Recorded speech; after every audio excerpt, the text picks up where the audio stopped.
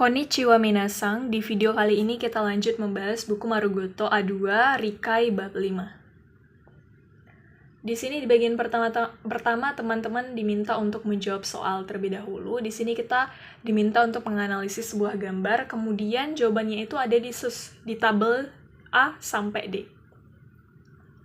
Pertama kita jawab dulu kira-kira gambar 1 sama 4 itu apa? Yang pertama 1 itu ada taman, berarti nomor 1 itu C ya, koeng. Nomor 2 itu taman bermain, udah pasti jawabannya B, yuenchi.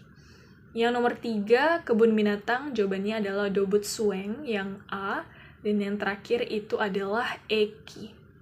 Nah, kemudian di bagian yang ada tabel kecil-kecil ini, teman-teman diminta untuk menganalisis kira-kira di tempat itu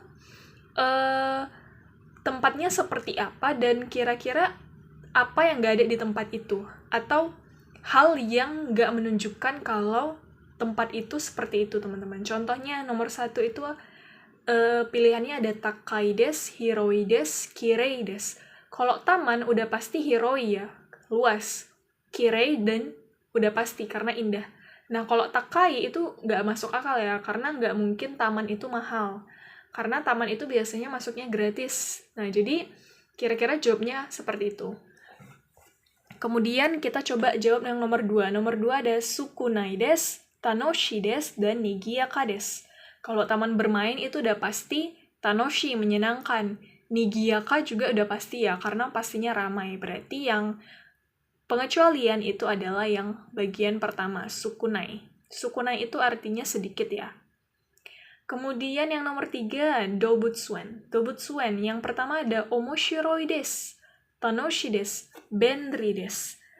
Nah, omoshiroi udah pasti ya, menarik, menyenangkan. Kalau tanoshi juga udah pasti. Nah, benri itu nggak masuk karena benri itu kan artinya praktis. Biasanya benri ini nggak dipakai untuk menyebutkan suatu hal yang seperti dobutsuen ini. Jadi kayak benri itu lebih kayak menyatakan suatu tindakan gitu ya. Jadi nggak cocok.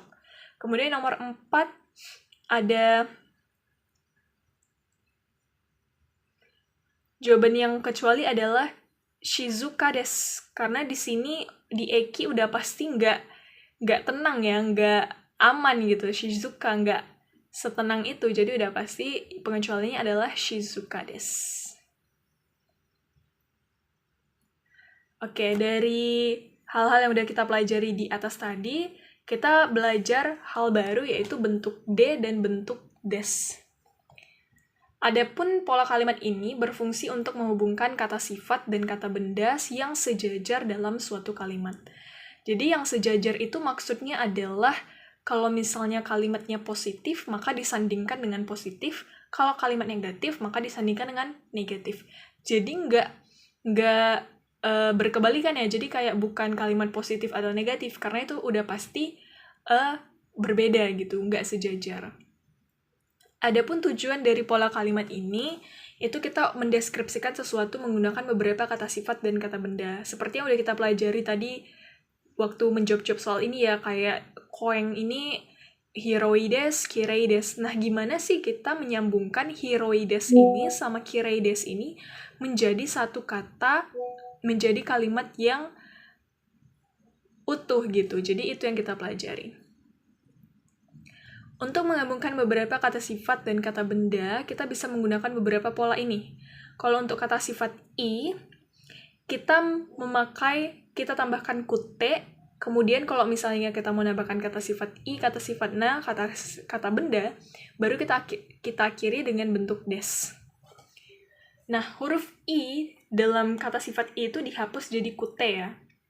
Kemudian untuk kata sifat na sendiri itu kita, kalau udah kita menyatakan kata sifat na, kita tambahkan d, kemudian baru diikuti dengan kata sifat lainnya, baru di akhir bentuknya des.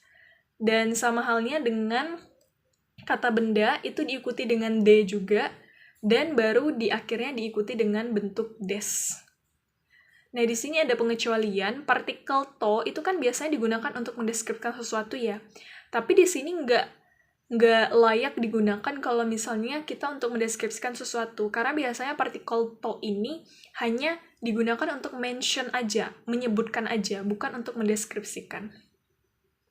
Nah, di sini kita langsung ke contoh aja biar makin paham. Contohnya di sini kita mau nambahkan kata sifat dan kata sifat i dan kata sifat na. Omoshiroi dan kirei. Nah, di sini karena awalannya adalah omoshiroi yang mana kata sifat i, maka kita ganti dulu menjadi bentuknya kute. Jadinya omoshiro kute. I-nya kita hapus, kita tambahkan kute. Jadinya omoshiro kute kirei desu. Nah, di sini karena kalimat belakangnya itu nggak usah diotak-atik ya. Jadi kayak apapun kalimat akhirnya itu selalu berakhiran des. Nggak usah diotak-atik. Contohnya lagi. Yasui ditambah dengan oishi. Yasui itu adalah kata sifat i. Jadi kita ubah jadi yasukute. Kemudian oishi, di sini karena katanya di akhir, jadi nggak usah diubah apa-apa. Jadi yasukute oishi desu. Contohnya lagi ada kurai dan semai. Di sini kurai itu adalah kata sifat i, jadinya kita ubah jadi kurakute semai desu. Kemudian contohnya lagi yang bagian ini, atarashi sumaho dan bendri. Nah, di sini teman-teman harus lihat atarashi di sini bukan kata sifat i. Karena di sini dia disandingkan dengan sumaho yang artinya smartphone. Jadi, dia tuh masuk ke dalam kata benda karena dia menjelaskan maksudnya itu adalah HP baru, atarashi sumaho. Jadi dia secara nggak langsung menjadi kata benda. Jadi di sini kalau misalnya kata benda, itu harus disandingkan dengan bentuk de. Jadinya, atarashi sumaho de bendri desu. Contohnya lagi, nigiaka dan yumei. Nigiaka itu adalah kata sifat na. Jadinya, kalau kata sifat na itu harus kita sandingkan dengan bentuk de. Jadinya, nigiaka de yumei desu. Dan yang terakhir ada chikai dan hito ga oi. Chikai itu kata sifat i, jadinya chikakute hito ga oi desu. Nah, kira-kira sampai sini udah makin paham ya. Kalau misalnya masih belum paham, teman-teman bisa ulang lagi penjelasannya dari awal. Oke, selanjutnya di sini teman-teman diminta untuk menjawab soal dari nomor 1 sampai 5 dengan mendengarkan audio. Tapi sebelumnya kalau teman-teman mau jawab dulu sendiri itu boleh banget, baru kemudian nanti cek dengan mendengarkan audio. Mari kita dengarkan audio berikut ini. 2の1、聞いてチェックしましょう。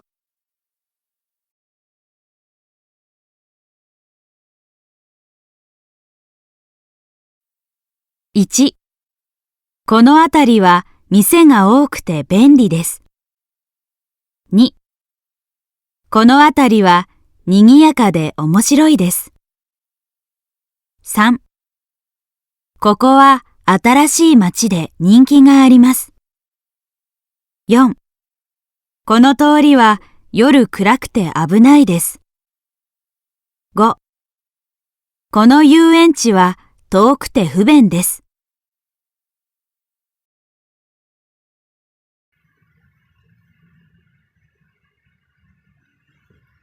Nah, itu tadi audio yang kita dengarkan. Di pertanyaan-pertanyaan ini, kita dapat hal baru lagi ya, kalau misalnya tadi sebelumnya contoh-contohnya hanya kata sifatnya aja, kata benda aja, tapi di sini jadi kalimat yang utuh. Kita coba bahas yang soal nomor 1. Kono atari wa mise ga oikute benri desu. Nah, di sini kalimatnya jadi lebih panjang dan lebih utuh, tapi di sini jangan bingung jawabnya, karena di sini kita lihat ya. Di sini cara jawabnya adalah karena di sini chisanakute itu pasti salah ya bentuknya, karena di sini kata sifat na-nya itu nggak diikutkan. Kemudian kalau yang B itu ada oikute. Berarti jawabannya udah pasti B. Kemudian kita bahas soal terakhir yang nomor 2 aja. kono atari wa nigiyaka de omoshiroi desu. Nah, sama aja ya seperti yang udah kita bahas sebelumnya tadi. Tapi di sini tinggal ditambahkan kata lain yang buat kalimatnya jadi panjang. Kayak kono atari wa yang artinya di sekitar sini gitu. Nigiyaka de karena kata sifat na jadinya pakai de, kemudian di akhirnya bentuknya des, omoshiroi desu. Selanjutnya di sini teman-teman diminta untuk mendengarkan audio yang bagian kedua. Di sini cara jawabnya adalah seperti contohnya nomor 1, itu jawabannya adalah hiroi desu. Jadi deskripsikan di gambarnya, itu gambarnya kira-kira bagaimana. Kemudian kira-kira di audionya itu menyebutkan tempatnya seperti apa lagi. Kemudian dijawab di tabel yang di bawahnya. Di sini sudah ada jawabannya, tapi teman-teman bisa cek lagi untuk menambah melatih listening juga ya. 1.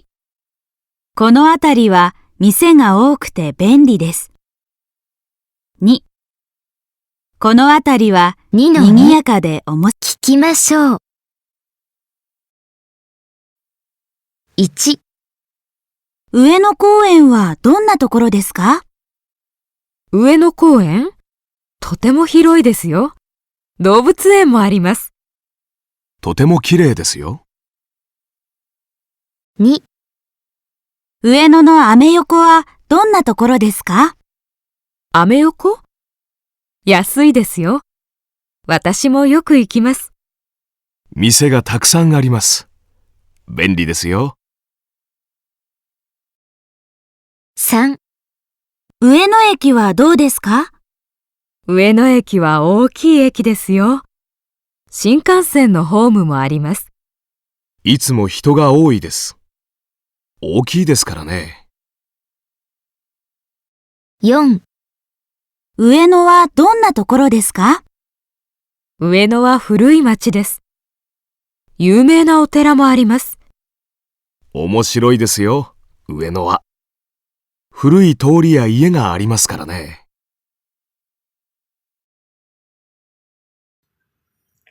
Nah, itu tadi audio yang kita dengarkan.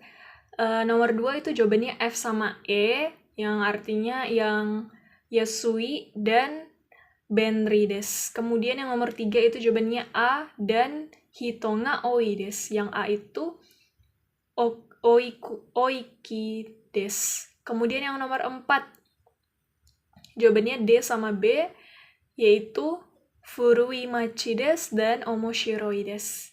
Kemudian di bagian ketiga, teman-teman diminta untuk menyambungkan jawabannya tadi, kemudian ubah ke dalam bentuk kute atau D. Contohnya nomor 1. Nomor 1 itu kan jawabannya C dan kirei ya. Jadinya, kono koen wa hirokute kirei desu. Jadi, bukan hiroi lagi, tapi kita ubah menjadi hirokute. Nah, kemudian nomor 2. Nomor 2 itu kan jawabannya F sama E. Nah, berarti yang F itu kan yasui desu. Jadi, karena dia kata sifat I, maka jadinya yasukute. Kemudian yang E-nya, jawabannya benri, jadinya benri desu. Dia tetap nggak ada perubahan apa-apa. Begitupun juga nomor 3 dan 4, yaitu kono eki wa okikute hito ga oi desu. Dan yang terakhir, kono atari wa furui machi de omoshiroi desu. Nah, itu tadi kita udah belajar ya di bagian ini mengenai pola kalimat nani nani de, nani nani desu. Jangan lupa kalau kata sifat I itu selalu diubah menjadi bentuk kute. Kalau kata sifat na dan kata sifat kata benda itu selalu ditambah bentuk D. Dan akhirannya itu selalu dalam bentuk des ya. Nggak usah diubah ke dalam bentuk apa-apa. Buat minasan yang udah menonton videonya sampai akhir, arigatou gozaimasu. Jangan lupa